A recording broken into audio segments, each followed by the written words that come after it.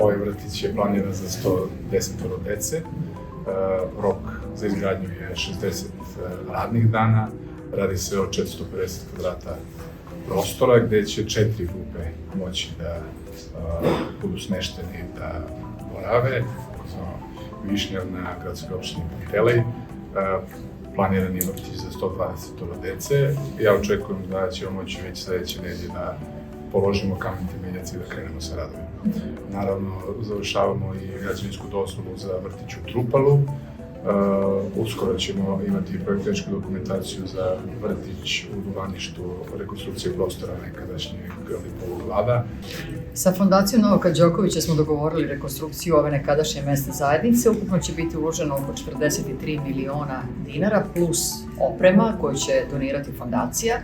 I nadam se da će ovo značiti pre svega porodicama koje žive u našoj najvećoj gradskoj opštini, opštini Medijana, a s obzirom na to da planiramo da još 2 vrtića imamo na gradskoj opštini, mislim da će to biti dovoljno, samo neka se dečica rađaju. Naravno, tu nećemo stati, jer je naš cilj da listu čekanja svedemo na 0.